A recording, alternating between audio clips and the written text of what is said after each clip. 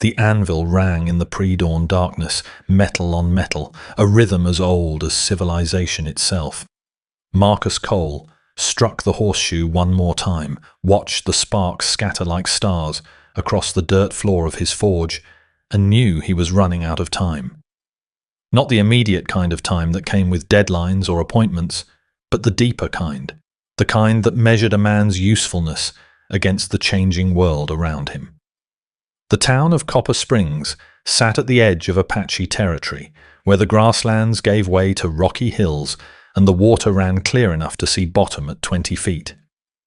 It had been a good town once, back when the railroad was supposed to come through, when prospectors thought they'd find silver in the hills, when settlers believed the government treaties would hold. Now it was 3 streets of weathered buildings, 200 people clinging to hope and habit, and Marcus Cole's forge, which stood at the eastern edge, where the road became a trail and civilization became something else entirely. Marcus plunged the horseshoe into the water trough, listened to it hiss and steam, and wiped sweat from his face with a rag that had been black before he'd ever used it. He was 42 years old, built like the iron he worked, with hands that could bend steel but shook when they tried to hold anything delicate. A widower for 3 years, childless by choice or fate, depending on who asked. A craftsman in a world that increasingly valued speed over skill. The forge had been his father's and his grandfather's before that. Coal ironwork, 3 generations of it, each piece signed with a small stamped C that marked quality in a region where quality mattered. But the world was changing.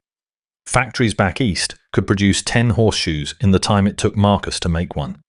The railroad that never came to Copper Springs was bringing cheap goods to other towns, making blacksmiths obsolete, turning craftsmen into anachronisms. Marcus set the cooled shoe aside and checked his supplies. Low on iron stock, low on coal, low on money to buy more. He had maybe a month before he'd have to make a choice. Close the forge and find other work, or leave Copper Springs entirely for a town that still valued hand-forged iron. He was considering these grim options when he heard the horse. A single rider approaching from the east, moving at a walk through the pre-dawn grey. Marcus stepped out of the forge, wiping his hands on his apron, and watched the shape resolve into details. A man on horseback, leading a second horse that was limping badly. As they drew closer, Marcus saw the rider's long black hair, the cut of his clothes, the beadwork visible even in the dim light.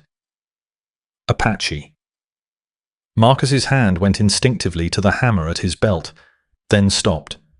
The rider was alone, unarmed from what Marcus could see, and if he'd wanted trouble, he wouldn't have ridden straight down the main street of a settlement at dawn.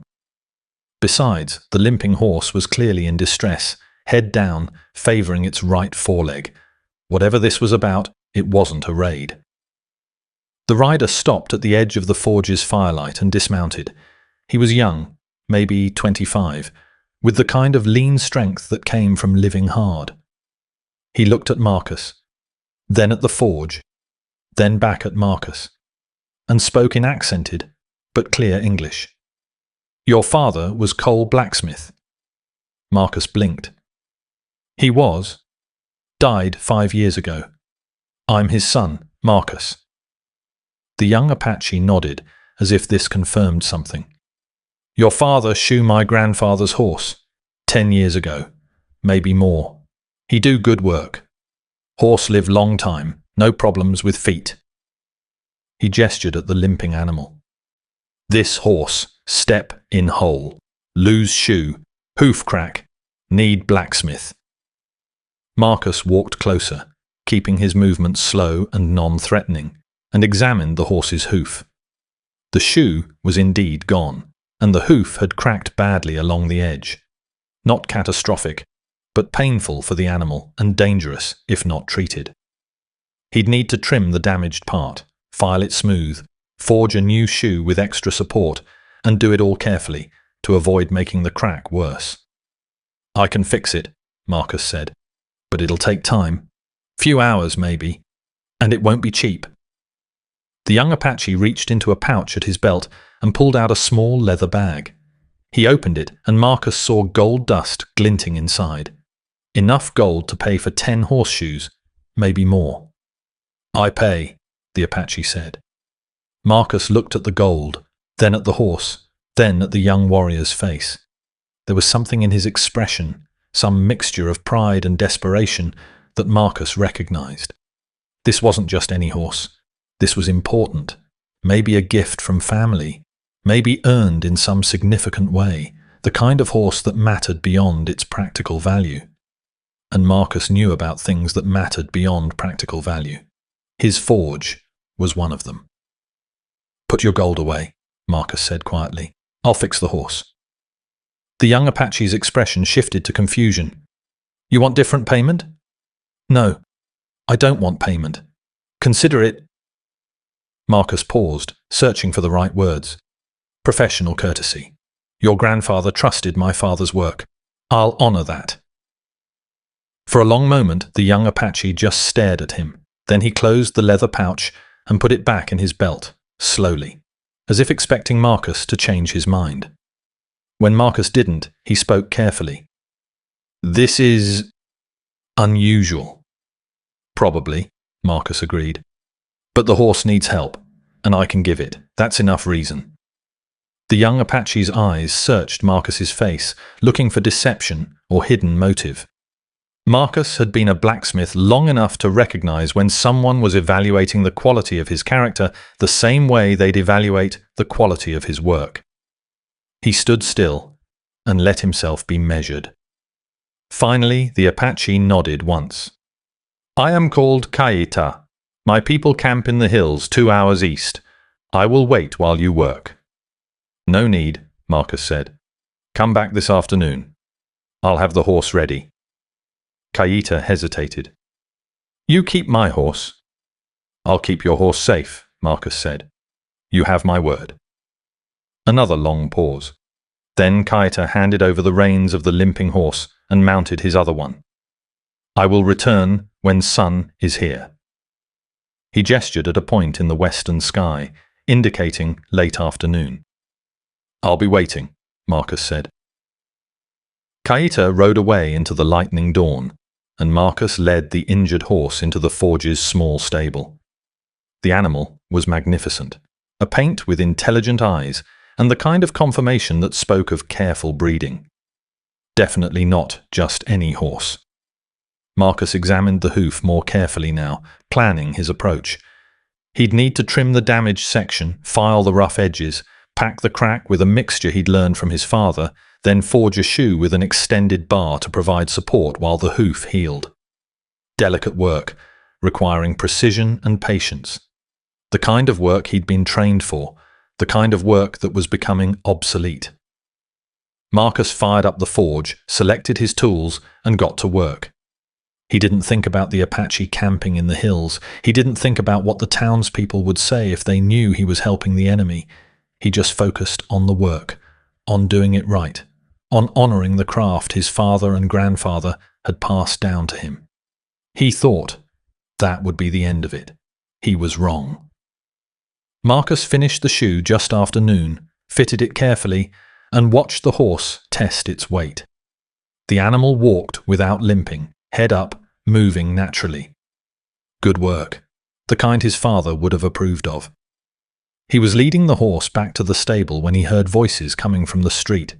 Multiple voices, urgent and angry. Marcus stepped out of the forge to find a group of townspeople approaching, led by Sheriff Tom Brennan and Mayor Harold Vicks.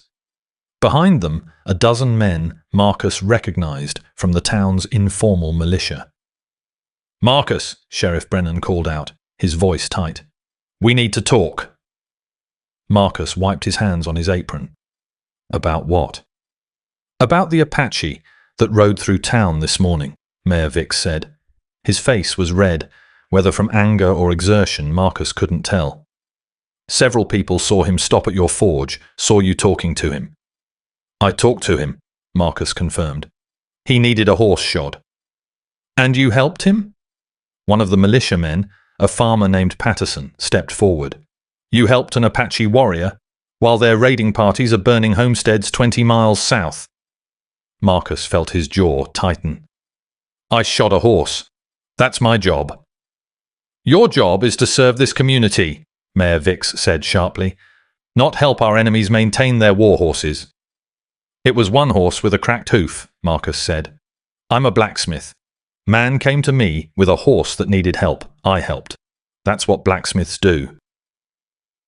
Sheriff Brennan held up his hand for quiet. Marcus, I understand you were just doing your trade, but you need to understand how this looks. We've got Apache raiders hitting settlements, and here you are, providing them services. People are scared. They should be scared of people who refuse to help someone in need, Marcus said, not scared of someone doing honest work. Honest work for dishonest purposes, Patterson shot back. That horse is probably being used to raid our people. You just made it easier for them to kill us. Marcus looked at the crowd, at faces he'd known for years, people whose horses he'd shod, whose tools he'd repaired, whose wagon wheels he'd fixed. He saw fear in those faces, and anger, and something else, suspicion. They were looking at him like he'd become something foreign, something dangerous. I didn't ask who the man was, Marcus said quietly. I didn't ask what he'd done or what he planned to do. I saw a horse that needed help, and I provided it. If that makes me an enemy to this town, then I guess I don't understand this town anymore. You're damn right you don't understand, another militiaman said. We're at war out here, Cole. You're either with us or against us. I'm a blacksmith, Marcus repeated. I work iron. I don't pick sides in wars. Mayor Vix's expression hardened. Then maybe you should reconsider your profession, or reconsider your location. We can't have someone in this town who gives aid to Apache raiders. Is that a threat? Marcus asked quietly. It's a statement of fact, Vix replied. This town needs to trust its craftsmen. Right now, we don't trust you. Sheriff Brennan looked uncomfortable. Marcus, nobody's saying you have to leave, but maybe think twice before helping Apache again. For your own good. Marcus met the sheriff's eyes. And if another one comes? With a horse that needs help? Then you turn him away, Vix said bluntly. Unless you want to be branded a collaborator. The word hung in the air, heavy with implication. Collaborator, traitor, enemy. Marcus looked at his forge, at the anvil that had served 3 generations of Coles, at the tools that had shaped iron into useful things for decades. Then he looked back at the crowd of townspeople and made his choice. No, he said quietly. Sheriff Brennan frowned. No, what? No, I won't turn away someone who needs help. Not if I can provide it. I'm a blacksmith. My job is to work iron, to help people keep their tools working, their horses moving, their lives functioning. I don't care if they're Apache or white or Chinese or anything else. If they need blacksmithing, and they come to me, I'll do the work. The crowd erupted in angry murmurs. Mayor Vix pointed a finger at Marcus. Then you're making yourself an enemy of this town. Then the town doesn't understand what a blacksmith is, Marcus said, or what honor means. He turned and walked back into his forge, leaving the crowd in the street. Behind him, he heard angry voices, threats, promises of consequences. He ignored them all and went back to work, checking the horse's hoof one more time, making sure his work was solid. When Kaitar returned that afternoon, riding down the empty street with the sun behind him, Marcus led the healed horse out and handed over the reins. Good work, Kaitar said, examining the hoof, testing the shoe. Very good. My father, your father, they would both be proud. Thank you, Marcus said. Kaitar mounted his horse, then paused, looking down at Marcus with an expression that was hard to read. The people in this town, they are angry with you. I saw them watching from windows when I rode in. They're scared, Marcus said. Scared people do stupid things. You are not scared? Marcus considered the question. I'm terrified, but fear doesn't change what's right. Kaitar studied him for another long moment. Then he nodded slowly. a gesture that seemed to carry weight beyond simple acknowledgement. He rode away without looking back, leading his healed horse into the eastern hills. Marcus watched him go, then returned to his forge. The anvil waited, the fire burned, the work continued. Whatever came next, he'd face it the same way he faced everything else. One strike at a time, shaping iron into something useful, holding to the principles his father had taught him. He thought the townspeople would come back, maybe force him to leave, maybe burn him out. He prepared for confrontation, for exile, for the end of the coal forge in Copper Springs. What he didn't prepare for was what actually happened. Marcus woke the next morning to a sound he'd never heard before. Hundreds of hooves on hard ground, moving in organized patterns, surrounding his forge. He grabbed his hammer and stepped outside, expecting... He didn't know what he expected. Violence, maybe. Theft. War. What he saw instead made him stop dead in his tracks. Horses. Everywhere. Dozens of them, maybe hundreds, held by Apache riders who'd formed a massive circle around his forge. Men, women, even children standing beside their horses in the early morning light. And at the center of it all, an older man, with grey in his hair and the unmistakable bearing of leadership, sitting on a magnificent black stallion. Kaita stood beside the older man's horse, and when he saw Marcus, he dismounted and walked forward. "This is my father," Kaita said without preamble. "Chief Nightshade. He wants to meet the blacksmith who refused payment." Marcus felt his heart hammering against his ribs. He set down the hammer, wiped his suddenly sweaty palms on his apron, and walked forward to stand 10 feet from the chief's horse. Chief Nightshade looked down at him with eyes that seemed to see straight through to bone. He spoke in Apache, fluid and commanding, and waited while Kaita translated. "My father says my grandfather spoke often of the blacksmith Cole. Said he was a man of honor who cared more about quality of work than quantity of payment.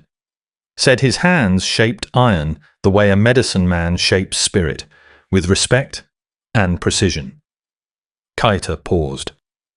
"My father says he did not believe these stories. He thought my grandfather had been fooled by a clever white man." Marcus said nothing, waiting. Kaita continued, "But yesterday, when I told him you refused payment for helping my horse, my father realized the stories were true. That honor lives in this family. He wants to know, is this true? Did you refuse payment because you honor the craft? Or because you felt pity?" Marcus chose his words carefully. "I refused payment because your grandfather trusted my father's work.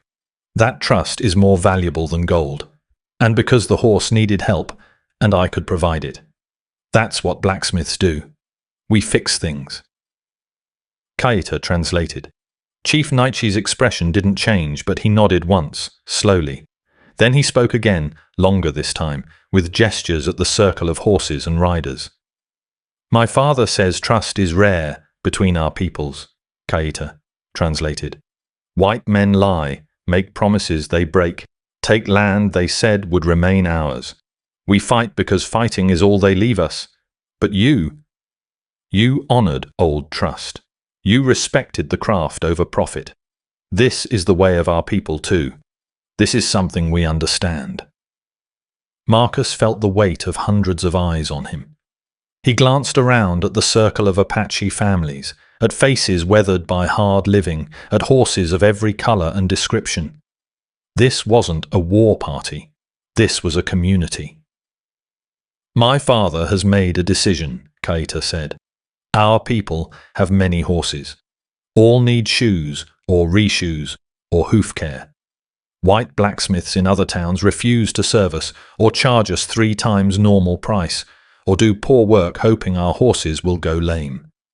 But you did good work and refused payment." He paused. "My father asks, will you shoe our horses? All of them.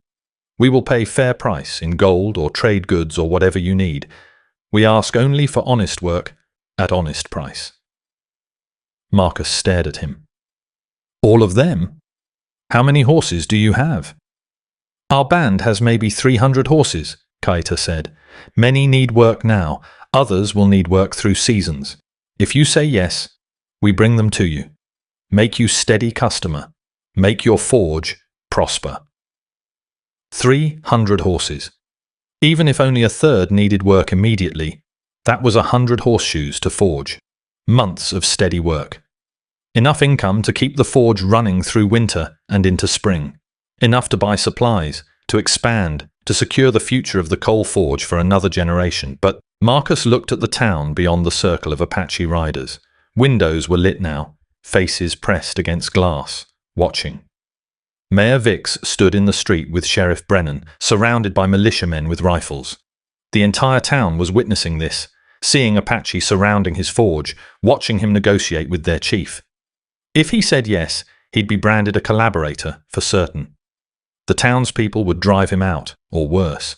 He'd lose everything he'd built in Copper Springs. If he said no, he'd lose his integrity. He'd be admitting that his principles bent under pressure, that his honor had limits, that fear trumped craft. Marcus thought about his father, about the stories of the old days when Blacksmith served anyone who needed service, when the forge was neutral ground where disputes were set aside and work got done. About his grandfather, who'd apparently earned such respect from an Apache elder that the story had been passed down through generations. About the kind of blacksmith he wanted to be. Yes, Marcus said firmly. I'll do the work. Fair price, quality craftsmanship. Same as I'd give anyone else. Kaita's translation brought immediate reaction.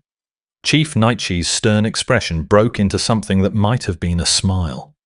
He dismounted and walked forward, stopping directly in front of Marcus. Then he reached out his hand. Marcus took it. The chief's grip was strong, calloused, the grip of a man who worked with his hands, just like Marcus. They shook once, formally, sealing an agreement that both knew would change everything. Chief Nightshi spoke, and Kaita translated with clear pride in his voice. My father says from this day, you are friend to our people. We will bring horses when you are ready for them. We will pay in gold, or deer meat, or deer skins, or whatever goods you need. And we will tell other bands about the honorable blacksmith in Copper Springs who keeps the old ways. I'll need time to prepare, Marcus said. Get more supplies. Organize the work. Can you give me 3 days? The translation and response came quickly. Yes, 3 days. Then we bring first horses. Chief Nightshi returned to his mount, and the circle of Apache began to disperse, riding away in small groups, families, bands. Within minutes, they'd melted into the landscape, leaving only dust and hoofprints to prove they'd been there at all. Marcus stood alone in front of his forge as the sun climbed higher and turned to face the town. Mayor Vix and Sheriff Brennan were walking toward him, the militiamen trailing behind like an angry shadow. Marcus didn't move, didn't reach for his hammer, just stood and waited. Coal, Mayor Vix said, his voice shaking with fury. Do you understand what you just did? You just made a deal with hostile Apache in front of the entire town. That's treason. That's business, Marcus corrected. They have horses that need shoes. I'm a blacksmith. That's how commerce works. Commerce? Vic's face was purple now. You're giving aid to the enemy. You're helping them maintain their war horses so they can raid our settlements. I'm shoeing horses, Marcus said tiredly. Same as I've been doing for 20 years. Same as my father did for 30 years before that. If you want to make that political, that's your choice. But it doesn't change what I am or what I do. One of the militiamen raised his rifle. We should run you out of town right now. String you up as an example. Sheriff Brennan put a hand on the rifle, pushing it down. Nobody's stringing anyone up. We're not savages. He looked at Marcus with an expression caught between anger and something that might have been reluctant understanding. But Marcus, you have to see our position. We can't have someone in town who's actively helping Apache. It creates a security risk. Then I guess I'll have to leave town, Marcus said quietly. The words seemed to surprise everyone, including Marcus himself. But once said, he realized they were true. This had been building for a while, this sense that Copper Springs was changing into something he didn't recognize. Maybe it was time to accept that. "You'd leave?" Mayor Vix asked. "I'd move my forge," Marcus clarified. "Set up somewhere else, somewhere I can do my work without being threatened for it." He gestured at the empty landscape beyond town. "Plenty of land out there. I'll find a spot, build a new forge, continue the work." "You can't survive out there alone," Vix said, but there was less certainty in his voice now. "I won't be alone," Marcus said.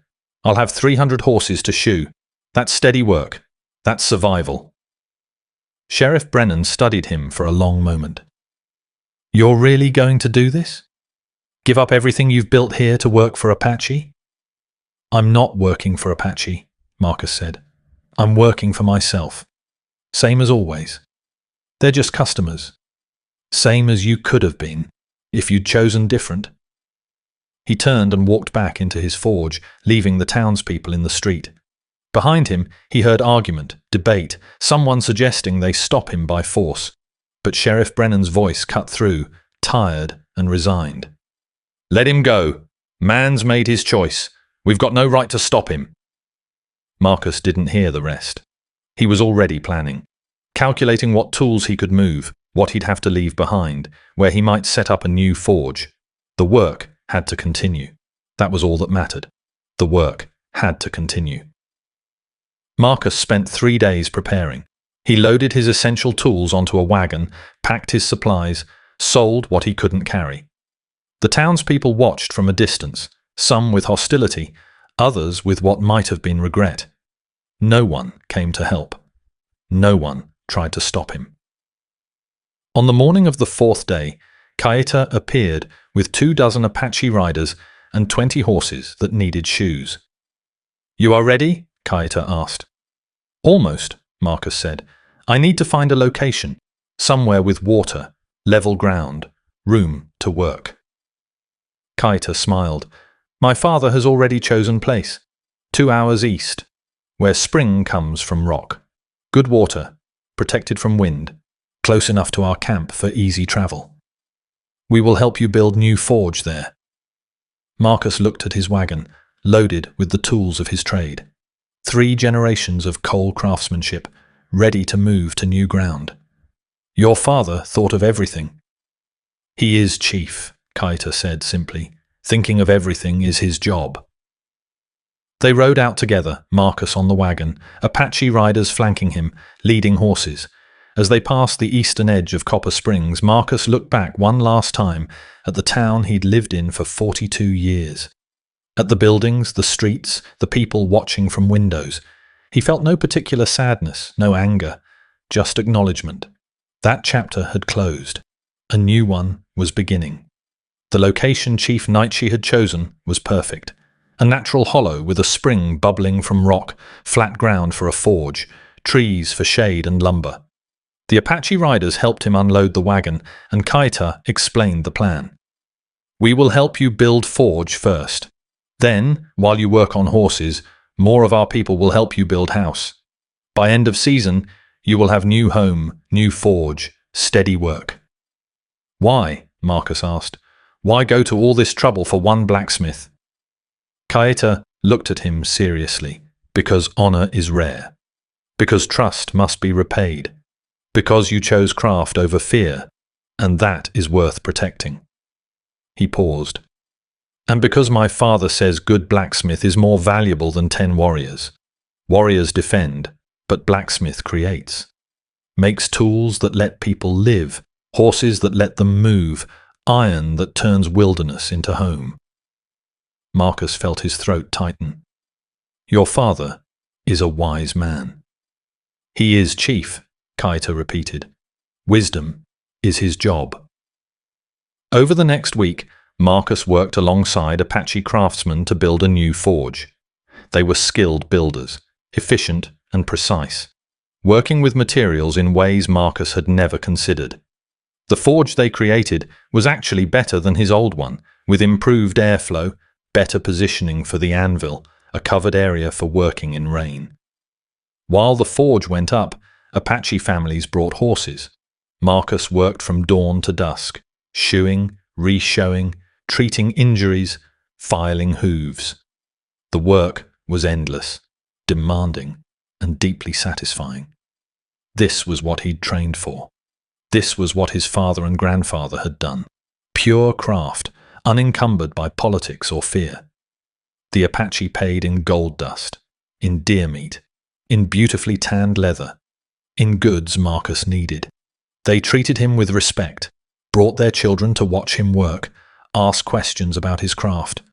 Some of the younger men wanted to learn, and Marcus found himself teaching, passing on knowledge the way his father had taught him. A month passed. Then 2. The forge prospered. Marcus's new home took shape, built with Apache help and his own labor. It wasn't fancy, but it was solid, functional, positioned perfectly for a man who worked with his hands. One evening, as the sun set over the hills, Chief Naichi came to visit. He sat by Marcus's fire, and Kaita translated their conversation. "My father says you have proven yourself," Kaita said. "Not just as blacksmith, but as man. You left comfort of town for honor of craft. This is warrior's choice, though you are not warrior." "I'm just a blacksmith," Marcus said, the phrase becoming something like a mantra. "No," Chief Naichi said through Kaita. "You are keeper of old ways. In your people's world and in ours, old ways are dying, replaced by new ways that have no honor, no craft, only speed and profit. But you keep the fire burning. You shape iron with respect. You honor trust, given generations ago. This is sacred work." Marcus looked at the old chief, at the weathered face and wise eyes. "Your people have taught me more about my own craft than 20 years in that town ever did."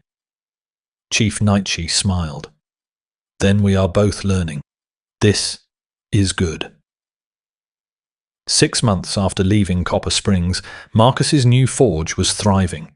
He'd built a reputation among multiple Apache bands, and work came steadily. But he also began to receive visits from white settlers, ranchers from distant homesteads who'd heard about a blacksmith who did exceptional work and didn't ask questions about politics.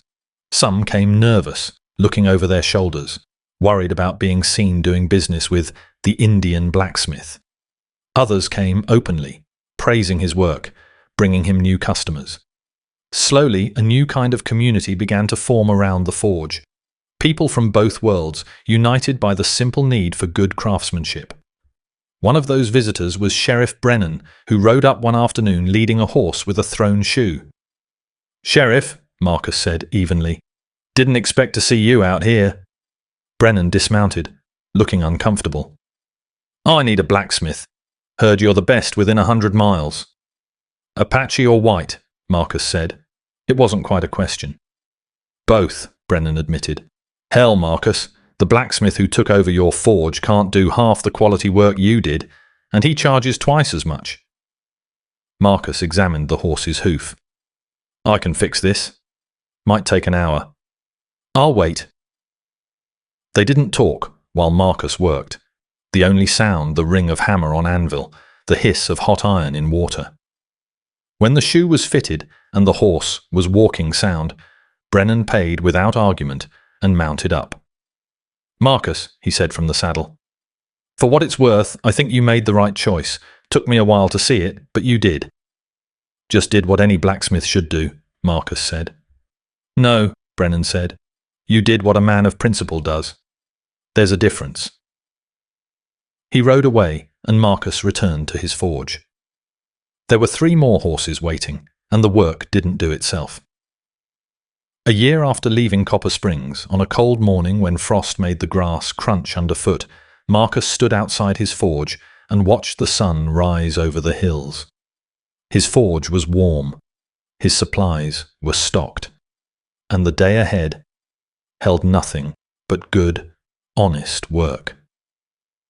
Kaita rode up, leading a young horse with legs that showed promise, but temperament that showed fire.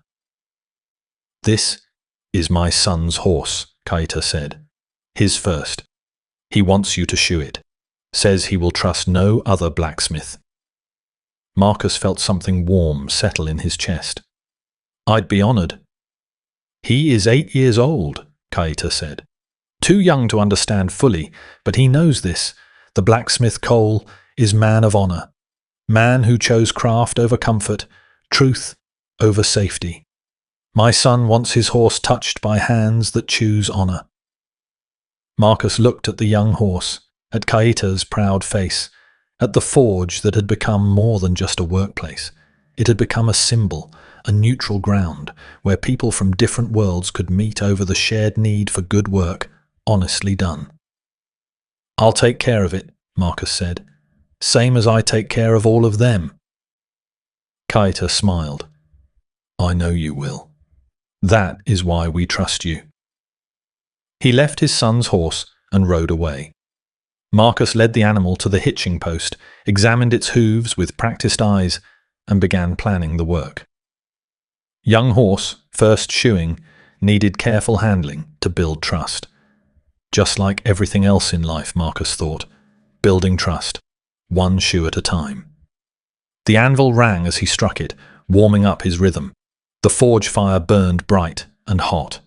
And Marcus Cole, third-generation blacksmith, keeper of old ways, worked iron into usefulness with hands that had chosen honor over fear. Somewhere in Copper Springs, a lesser blacksmith was probably struggling with work he didn't understand. But out here, in the hills, where the spring ran clear and two worlds met over honest labor, Marcus Cole's forge burned bright. The work continued. The trust grew. And the Cole family legacy of quality craftsmanship lived on, shaped by hammer and heat, and the simple choice to do what was right, no matter who was watching, no matter what it cost. Years later, when people told the story of Marcus Cole, they disagreed about many details. Some said he'd been driven out of town, others that he'd left by choice. Some claimed the Apache had threatened him into service, others that they'd begged for his help. But everyone agreed on one thing. Marcus Cole had been a blacksmith who refused payment to shoe an Apache warhorse. And the next morning the entire tribe had brought their horses to his forge, not as threat, not as demand, but as acknowledgement, of honor recognized, of trust given, of craft respected. And in the end, that was all a blacksmith needed. Good iron, hot fire, honest work. The rest was just details. The end? Runtime. Approximately 38 to 40 minutes when narrated.